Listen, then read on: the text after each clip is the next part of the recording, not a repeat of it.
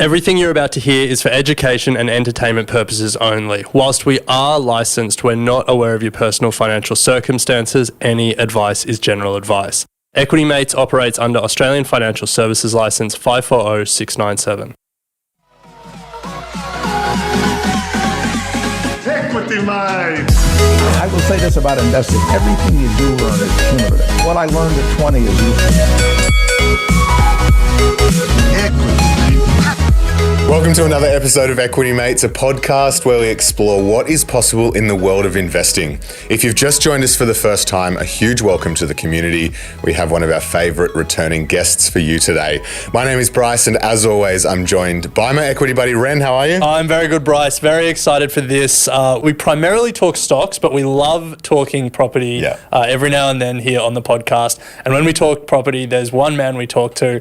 He's with us in the studio again, Sam Gordon. Welcome back to Equity Mates. Boys, great to be back. Thanks for having me. So Sam is the owner and director of Australian Property Scout and also the host of Scouting Australia podcast. Australian Property Scout is focused on, it's a buyer's agency for investors. And we've had you on for over a year now, talking all things property investing, property market, and we're going to continue that today. We've got two things we're going to cover. We're firstly going to get a bit of a market update on the two-speed property market that is starting to play out. And then we're going to unpack how to get into the market on any budget. But before we do, let's do it. I've got a question for you. Okay, here we go. There's nothing like seeing success of people that we speak to on the podcast. Okay. And we've seen on Instagram. Oh, no. Bull shark. Bull shark.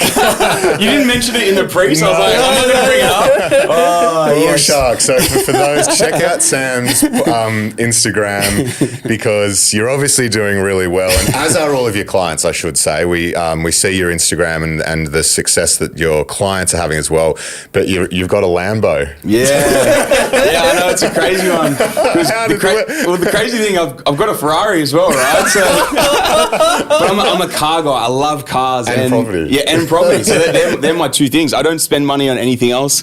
I literally had everyone in the team like ripping me the other week when I was catching. I had holes in my shirt. I was just like $25 industry shirt. You know what I mean? I don't material, but I love my cars.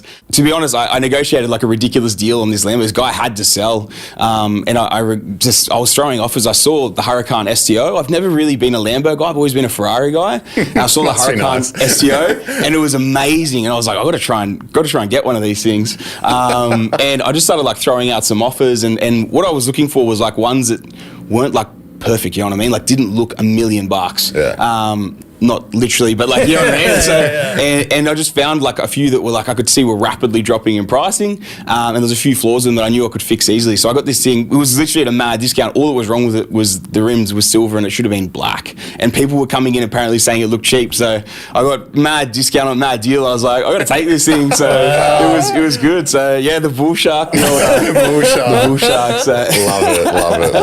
Love it. Thanks, boys. No, it's aspirational, I guess. Like, yeah, it's good. Definitely. It's good to, particularly, we were saying in the office, like we were already interested in investing in property, and you'd probably be the person that we turn to once that comes in our life. But seeing a Ferrari and a Lamborghini in the garage, it's like something's working. It's working. Are they deductible marketing expenses now because of that? True. Maybe don't you just have to stick a magnet on the side that says Australian Property Scout, and it's a write-off? The Ferrari's got the non-plate Scouting, so I don't know. We'll claim that one. All right. Well, let's get to the meat of the episode, and you can take us for a spin after this. Yeah, let's do it. But as Bryce said, two big topics, the two-speed market and then how to get in on any budget. So let's start with the two-speed market, and I guess more generally like trends, what's happening. So how are you seeing the Aussie market and like the sub-markets within it? Yeah, definitely. So like the last 12 months has been a massive shift in what's happening in the Australian property market. So during COVID, we saw a very consistent rise across so many locations, and some really outperformed others. A lot of like tree change and sea change areas doubled literally in a 24-month window. A lot of investments that we bought in cities like Brisbane literally did almost the same thing or pretty much the same thing literally in a 2-year window. And it was a different like migrationary push from COVID. What we've obviously seen now is a bit of a fallout and a bit of a change from that. But stock remaining so tight, it kept a bit of a floor under the market.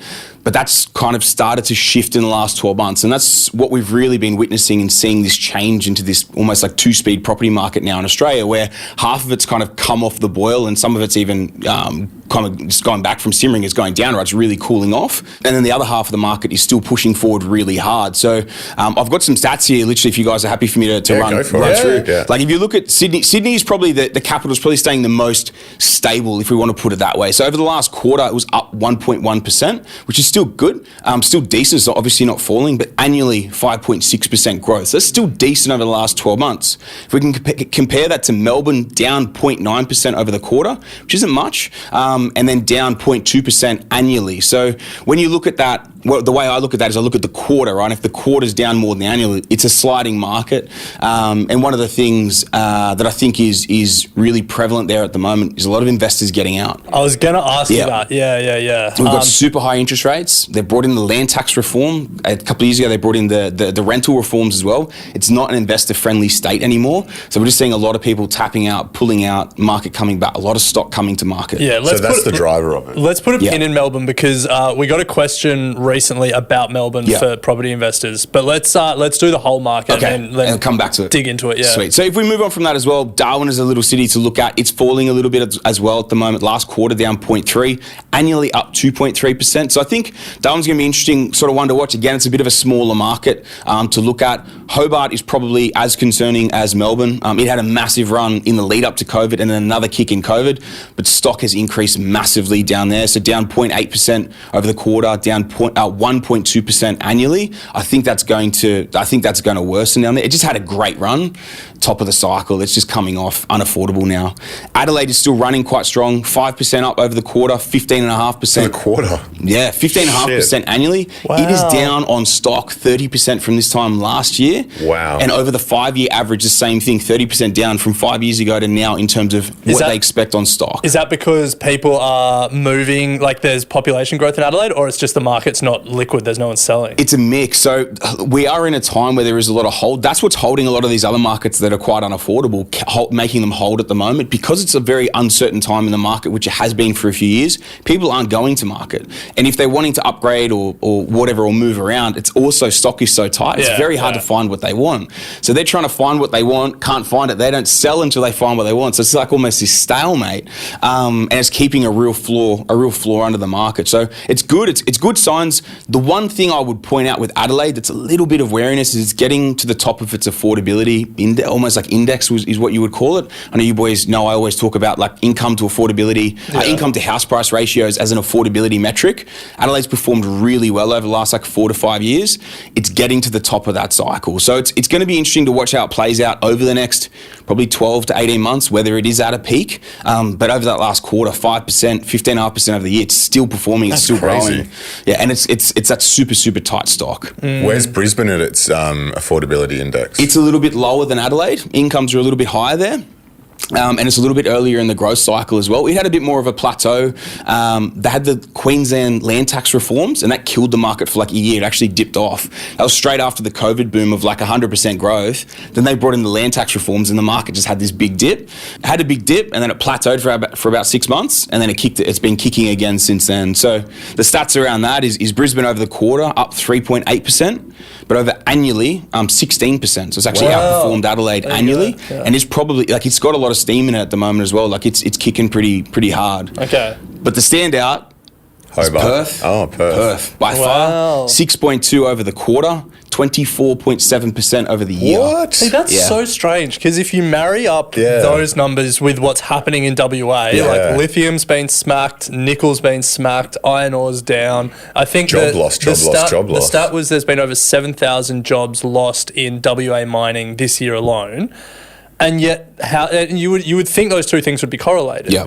But is there a lag effect? Well, let's ask Sam. Well, the interesting fact of it is Adelaide and Perth have the two tightest vacancy rates in the country. So you would think if there was a big job loss, like which obviously there has been to an extent, but if you would think if there's been a big job loss, it would translate into higher vacancies because people would be like, okay, well I'll move to Brizzy or Adelaide or region wherever I need to go for work, right? Yeah. But what we found and what we always find in this sector, in mining, right? If we're talking mining specifically, talking like lithium and whatnot, a lot of those guys can transfer straight back into construction work because a lot of them are construction workers. What's Perth massively short on right now? It's trades and construction. Okay. It's housing is in a massive deficit, hence that growth rate. Like outperformed last year, it outperformed as well, outperformed again this year. So it's a lack of supply. Yeah, 100%. That's the biggest imbalance. Okay. Vacancy rate super tight. Supply, when we first entered Perth, which was late 2020, average listings across the city was sitting around 12,500 to 13,000 across the city listings. Okay. We're currently sitting at about 3,500. Wow. Listings on market at any one time. So we're down from a normal. That was a stagnant. That was really the bottom. The market turned late 2021. So we got in around about a year before, like while it was still at the bottom, and it was some ridiculous buying then, as you can imagine. But then when it turned, that's when obviously when stock started to get soaked up.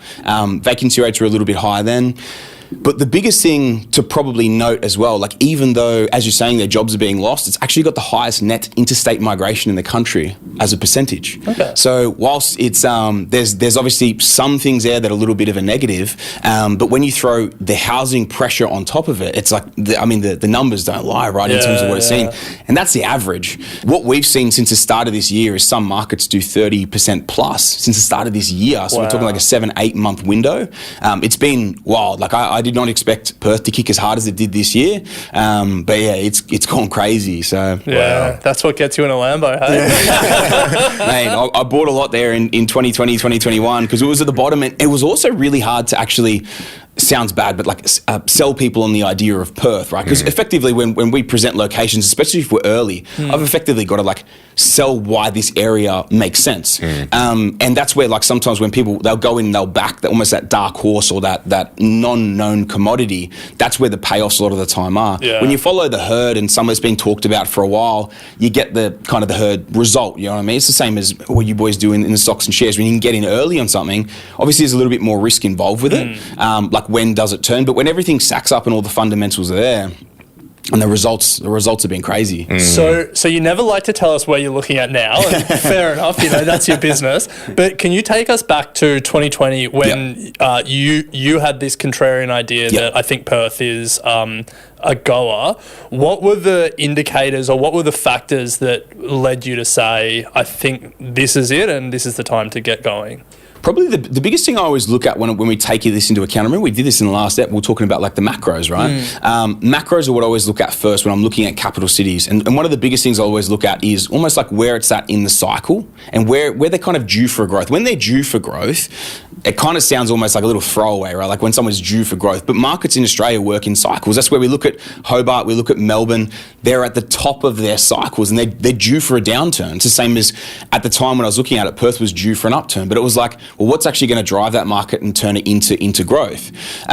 There were so many things there that stacked up. But when we looked at the affordability index and really looked at that house price income ratio of almost every other city and where it was all sitting at, and then you're looking at Perth, highest incomes in the country, barring Canberra, leave ACT out of the equation because it's such a high, small population, super high incomes because of government jobs. If you leave that out of the equation, WA is actually the highest income earning state in Australia with the lowest median house price, strongest yields, some of the tightest vacancy rates in the country, and a lot of projects coming to the fore.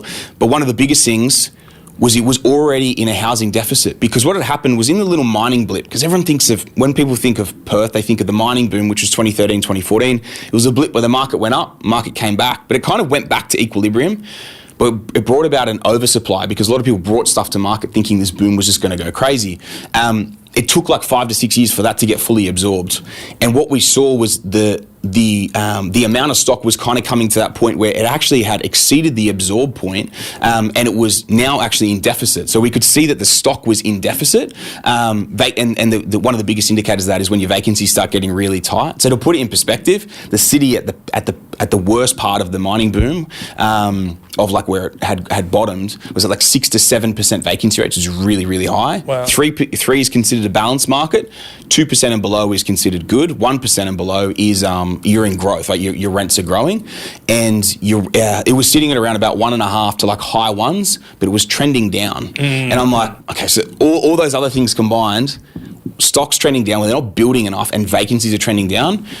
We were buying 5 minutes from the beach 40 minutes from the CBD for sub 300 grand for a 4-bedroom, 2-bathroom home on 600 square meters. I'm looking at this thing going, look, this doesn't make sense. Yeah. And they're renting for $350, $400 a week. We're getting 6% yields on these things, 300 grand, direct train lines into everything, lifestyle. I went over there and I'm like, moving. When I got there on the ground, mate, I almost did. I wish I did in COVID because the state was mad. But when I went over there and I got on the ground, because I was very hesitant because I had this Perth in my head, right? No, it's no good. WA, no good. Mining boom, all the rest of it.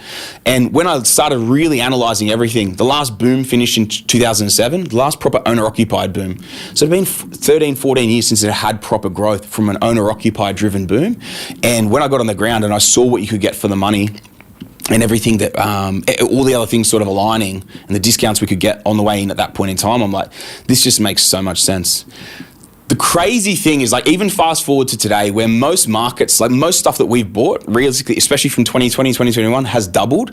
The craziest part of like what I look at now is when you actually look at the affordability ratios, it's still one of the most affordable cities in the country, if not actually the most affordable city, even though it's almost doubled in the last like 3 to 4 years.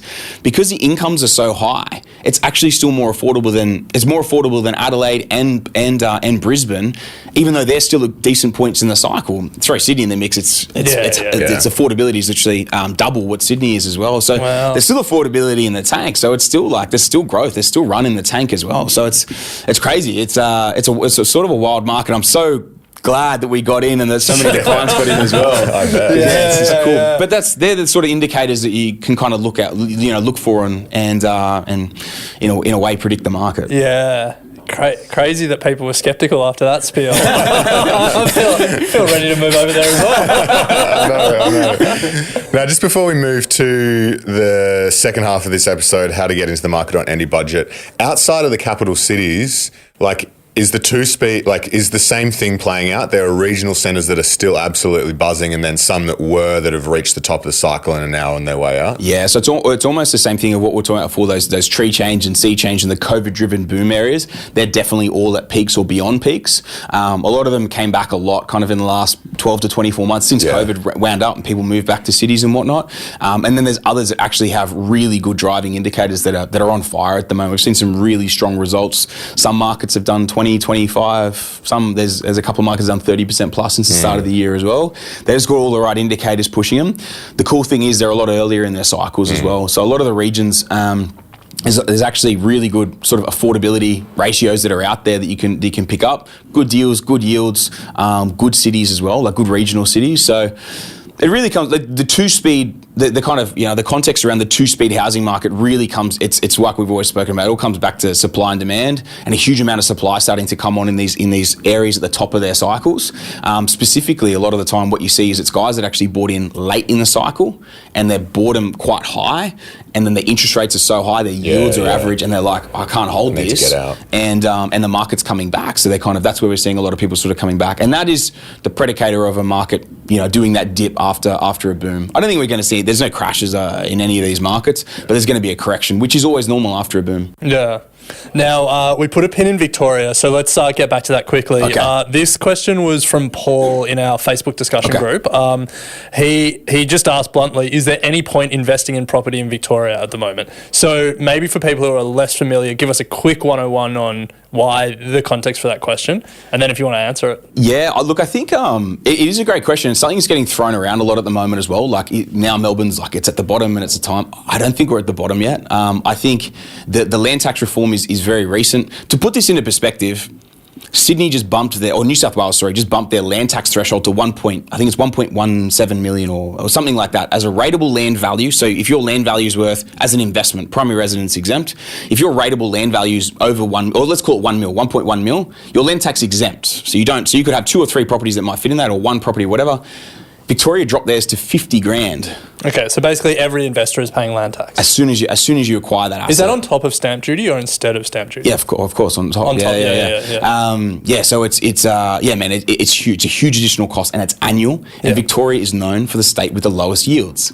So you got the lowest yields, you got the highest land tax. It's like it's so expensive now to own property there. They've probably tried to do it to an extent to try and shift investors out of the market. The issue is you create a rental deficit, which isn't good from a rental side of things. things for people renting from that end, but you also drive investors out of the market. So when you drive investors out, and like investors aren't coming in to build either. So you're limiting people that are willing to do stuff in the state. And whilst investors like don't make up the bulk of a market, if they make up 30% of a market, which they typically do in Australia, that's a lot of people to, for one, be exiting, but then for two, not be coming in and developing new projects as well. Did they didn't exempt new builds from? Nothing's no. It's a. You'd think you'd want to create that incentive structure. You would for sure.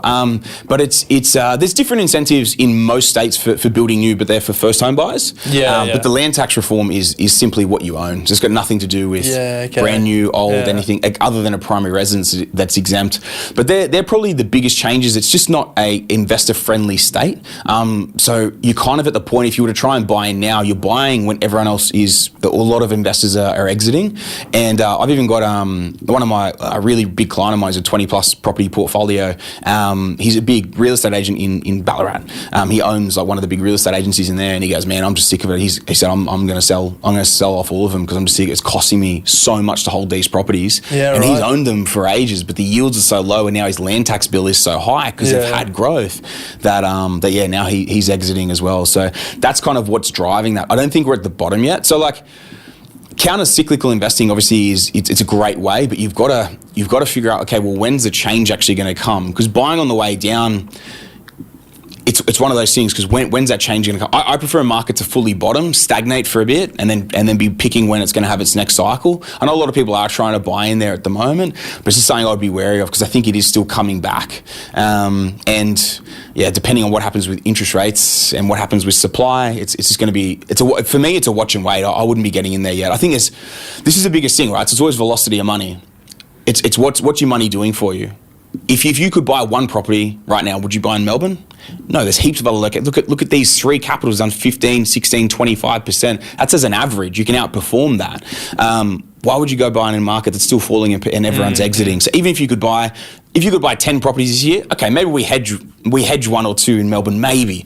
But how many people are going off buying 10 properties in a year, you know? So that's where I think like opportunity cost, I just think there's much better options out there than Melbourne right now.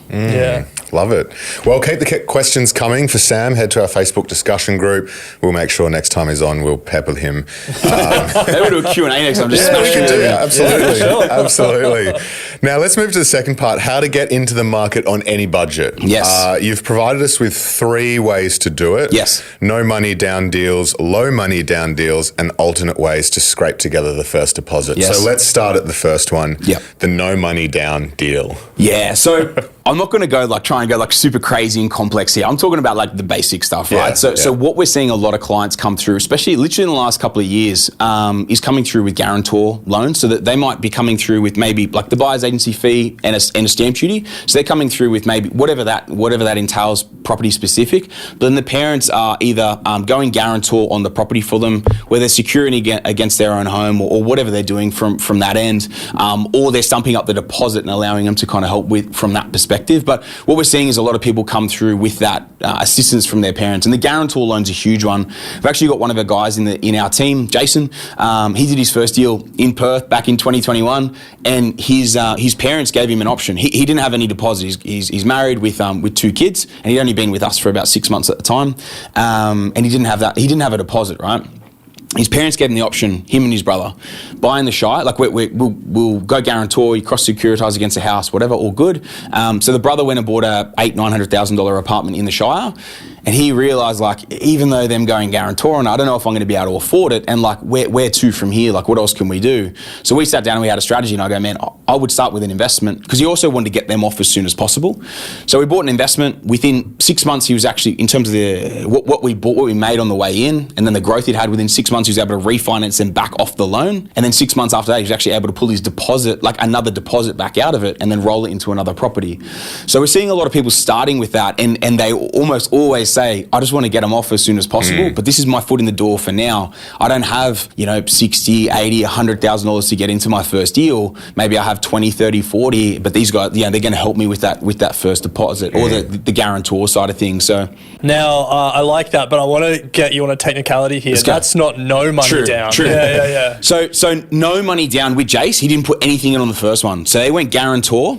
And you're right, 100%. I actually had that in the next one as well. I had in the low money down. I had combo of the guarantor / pedigree and savings. So 100%. So with the note, like you couldn't get 100% mortgage. You can. If someone guarantors it, you can go 105%. Oh, really? And that covers the stamp duty? Yeah. Okay. So it covers stamp duty and closing costs. Some people have put BA fees in it as well. Yeah. So they can go, the parents, because they cross it against their home. Good call on that as well, mate. Technicality solved. But yeah, so you can effectively go 105%. Wow. And then the way it's structured is repayments go towards paying off the guarantor first. Is that how, like, can you, like, if they're guarantoring the first 20% or whatever, can you just pay that? No, so they guarantor the whole loan. Oh, so they guarantor the 105, but you carry the debt, but they're like the signatory of the guarantor on top. So they're guaranteeing the loan to the bank, but you're the one that's got the debt in your name as well. But they have the debt effectively in their name too. And so that's why it's like, it's one of these things, be a good human about it. If you're going to do it, make sure you're paying it off, because it's your parents that are going to be going on the guarantor of it. But this is where Jace literally on that first deal, no money down on that first one. It was the whole thing. He borrowed the stamps as well and went in on the whole thing. So it was, I'm pretty sure it was about 105. At what point can you get them off?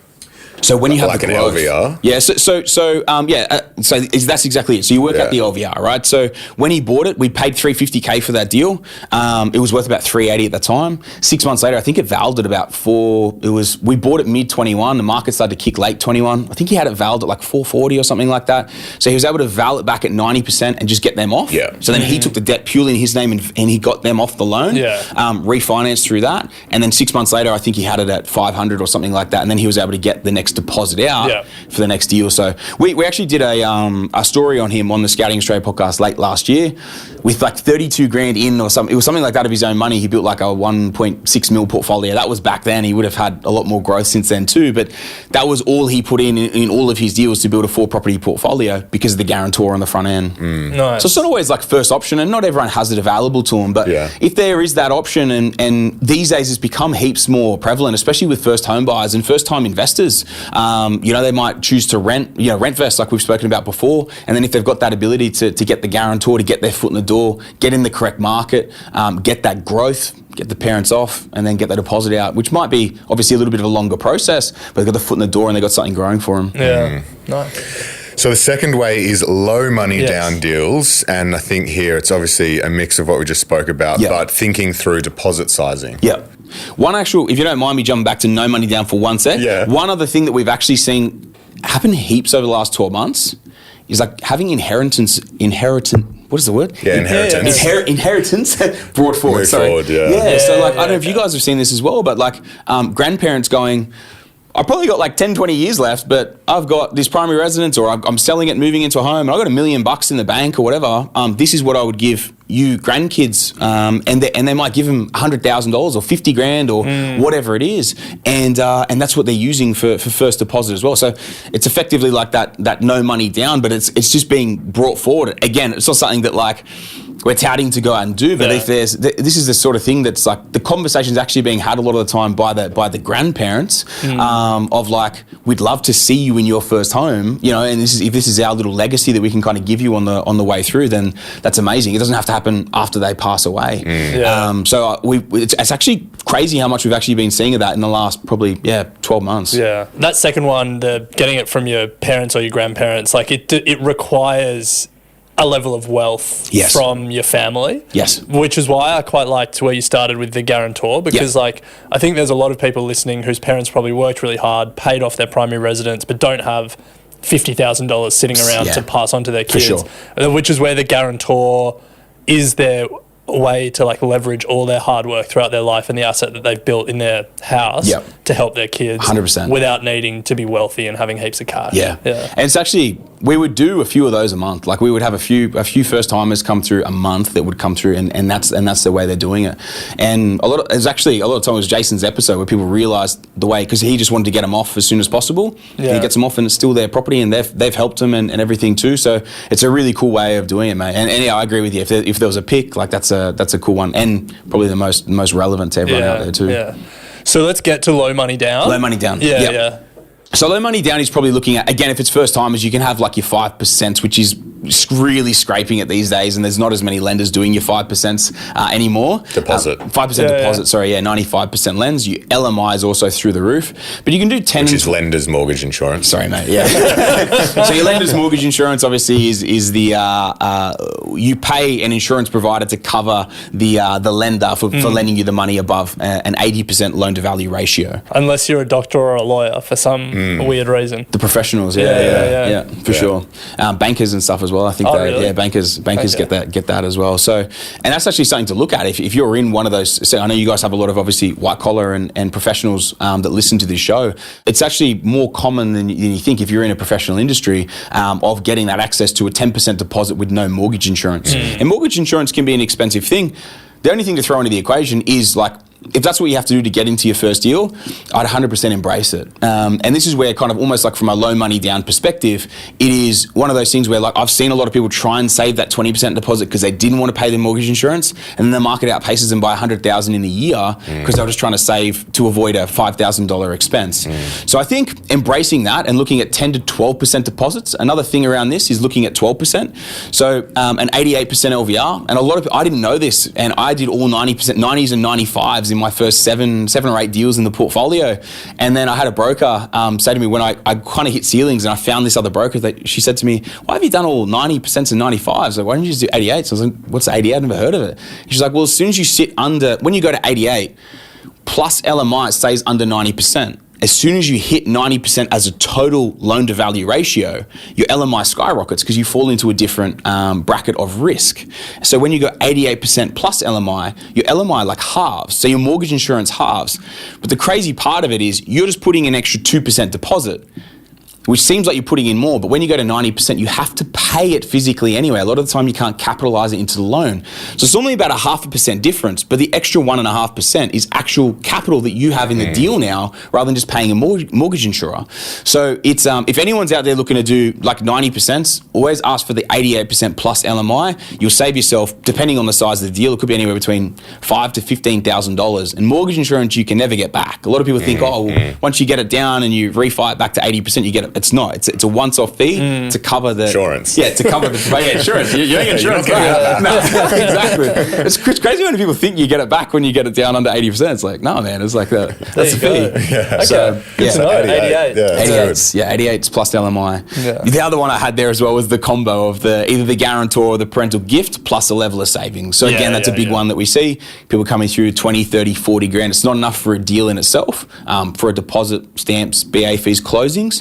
But it's enough to maybe cover the BA fee and the stamps and the legals and whatnot on the upfront, and then they might guarantor the rest, or give them the parental. If you get a guarantor, let's say you do 10% down and you get a guarantor, do you still pay LMI? Always depends on the lender, but yes, it would. You would. Yeah, you would. It depends if they take security. See, in that instance, the guarantor is for the loan; it's not for the deposit amount. Whereas normally they would take the security over the primary residence to go to the full 105% LVR.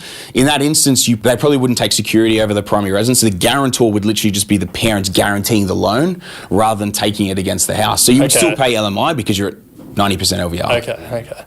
Cool. Yeah. All right.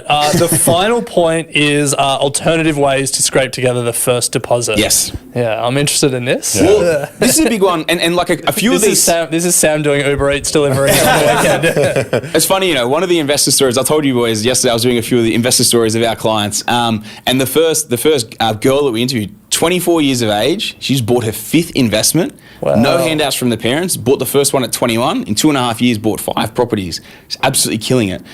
At like 13, she was selling stuff on eBay from the house. She'd go around and ask everyone, do you want this, do you want that? All this sort of stuff. And they're like, no, like whatever. So she'd go and sell on eBay at like 12, 13 or whatever it was. It was crazy. Wow. All these different little side hustles, right? Everyone, it's a given for everyone, right? If you're wanting to get ahead and you're not making enough to get your first deposit together, you probably need to work a second job.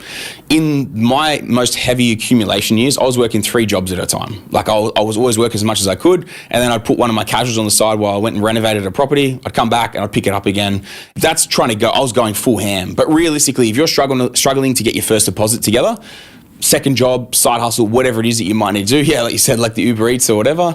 All these sorts of things to get that extra piece of the deposit together, obviously for the first deal. That aside, one of the biggest things that a lot of people don't actually realize, most of your listeners will probably obviously understand this, but it's equity in their own home. A lot of people aren't willing, or they're not really understanding that it's tax deductible debt if they pull it out for an investment. So a lot of the time we run through scenarios with investors of like, okay, well, especially if someone's owned a home for, even in the last few years, 2 years, 3 years, 5, but especially if they've owned it for like 5, 10 years plus, they've probably got a decent chunk of equity in their own home. Something like pulling 100,000 out and using that as your starting capital for the portfolio, that heaps of people, that is all they've done. And then they built a really sizable portfolio over the next few years because they pulled 100 grand out, then they go and buy one deal, and that's what they say to me.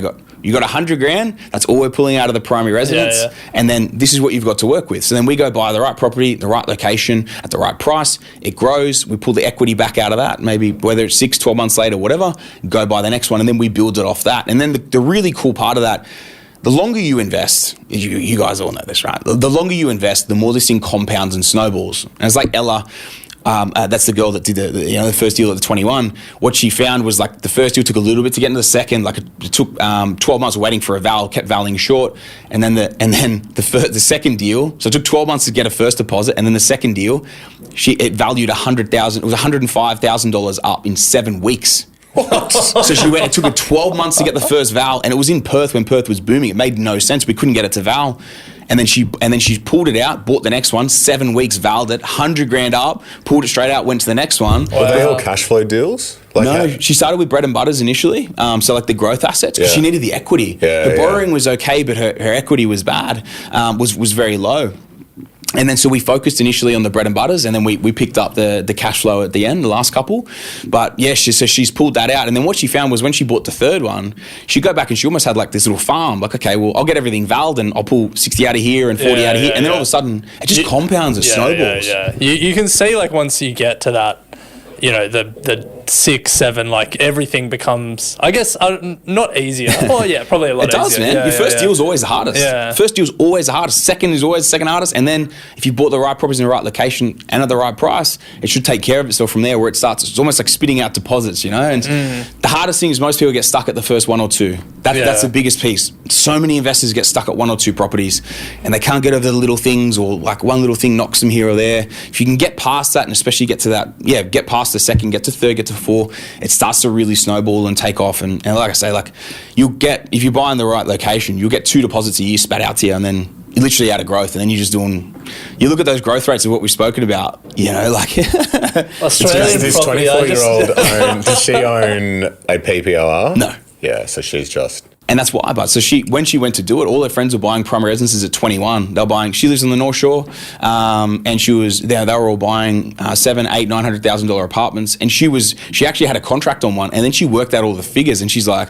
I can't afford this. I'm going to go under. But she had pre-approval for that amount, and then she realized she couldn't do it. She'd been following me for a while, and then she reached out. She had the deposit, started with the first one, and it just kicked it all off from there. Love it.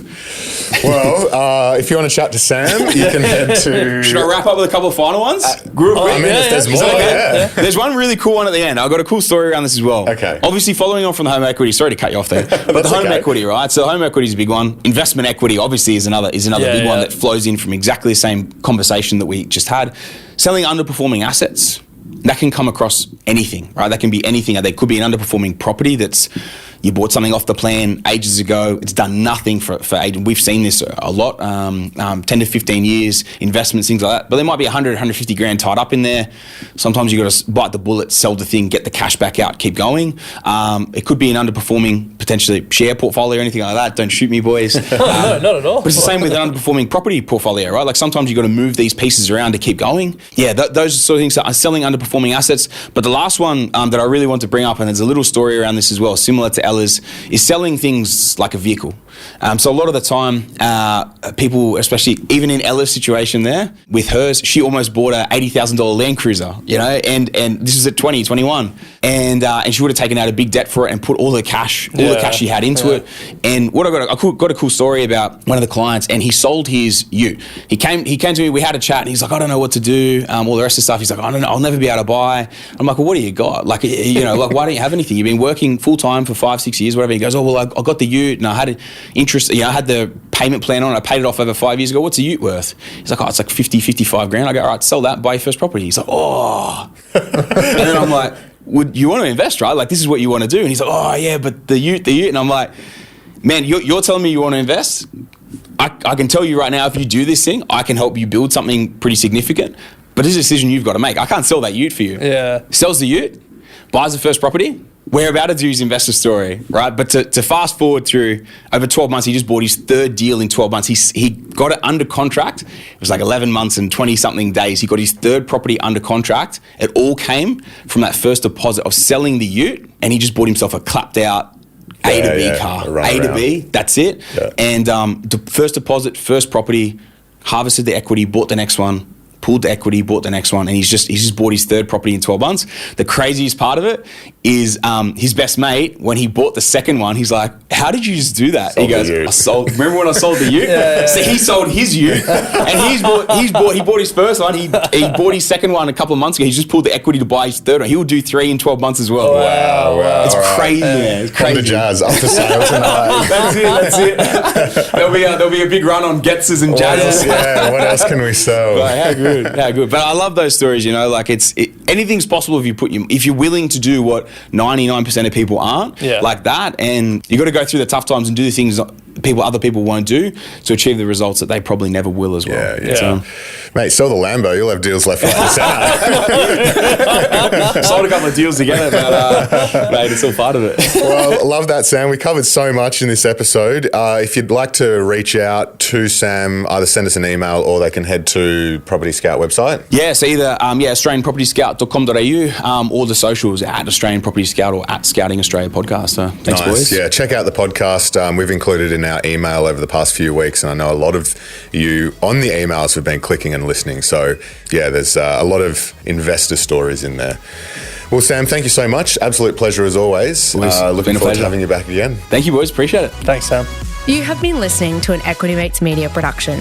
In the spirit of reconciliation, Equity Mates Media acknowledges the traditional custodians of country throughout Australia and their connections to land, sea and community. We pay our respects to their elders past and present and extend that respect to all Aboriginal and Torres Strait Islander peoples today.